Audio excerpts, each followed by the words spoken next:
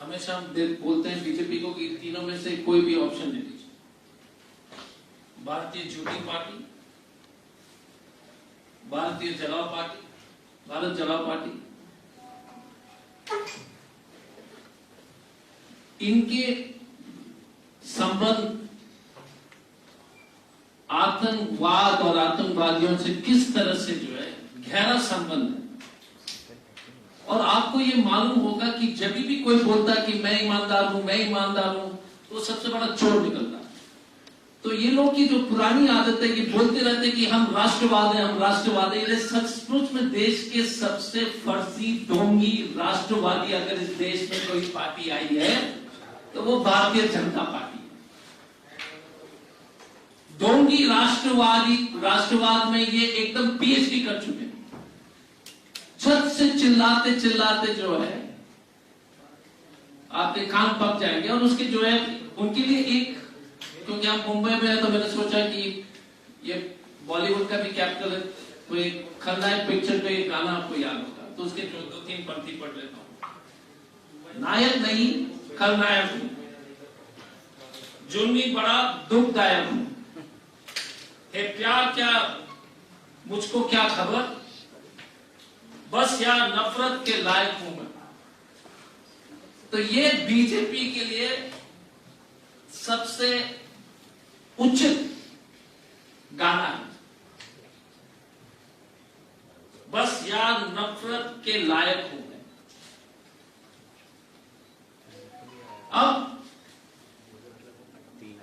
जितने भी घटनाएं जो हाल में जो घटी, उदयपुर की घटना से मैं शुरू करना चाहूंगा। रियाज अतारी के सीधे संबंध गुलाब चंद कटारिया के साथ, भारतीय जनता पार्टी के पूर्व मंत्री, राजस्थान के कद्दावर नेता। और बीजेपी कहती कि नहीं हम जानते नहीं है, पट्टा उन्हीं का, कार्यक्रम उनका। बीजेपी कहते हैं कि हमारे बहुत मेहनत करने वाले कार्यकर्ता हैं। और तो और अब इनकी बेशर्मी की हद देख लीजिए कि इनकी जो कटारिया साहब के दामाद अतुल शांडिलिया, उनके फैक्ट्री में ये रियाज अतारी काम कर रहा था। और बीजेपी पूरी दुनिया को बोलते जा रही है कि हम जानते नहीं। ऐसा कैसे नहीं जानोगे? आप तो नौकरी दे रहे हो। पहला वाला आप सबूत और आरोप और सबूत के साथ। दूसरा, ये लश्कर तौयबा के तालिब हुसैन जी, तालिब हुसैन शाह, इनको जो है ना ग्रामीण लोग ने पकड़ा, अमरनाथ यात्रा पर हमले करने की योजना बना लेते। छोटा मोटा काम नहीं। बीजेपी जब देश को बर्बाद करना है तो बड़ा काम करके छोड़ते हैं। तो तालिब हुसैन अमरनाथ यात्रा पर हमला करने की तैयारी कर रहा था। लश्कर तौयबा का जो है एक ऑपरेटिव है, और वो बीजेपी के आईटी सेल के इंचार्ज था। भारतीय जनता पार्टी के आईटी सेल, तो अमित मालवीय जी ये तो बताएंगे, नड्डा बताएंगे, अमित शाह बताएंगे। और वहां कहानी खत्म नहीं होती है। ताहिर हुसैन एक इस देश के वर्तमान गृह मंत्री अमित शाह जी के कार्यक्रम में शामिल होते हैं। फोटो है, छोटा मोटा काम नहीं करता है वो।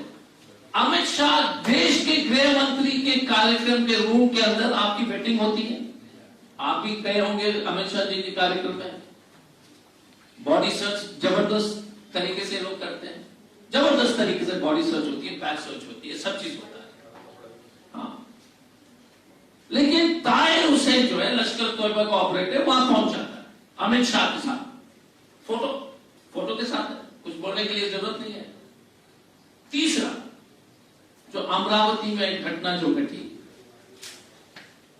अब नवनीत राणा और उनके पति राणा साहब पूरे टीवी में ऐसे भाषण दे रहे हैं कि सबसे जो है ना देश के समर्पित लोग यही हैं। बोलते हैं कि कार्रवाई होनी चाहिए।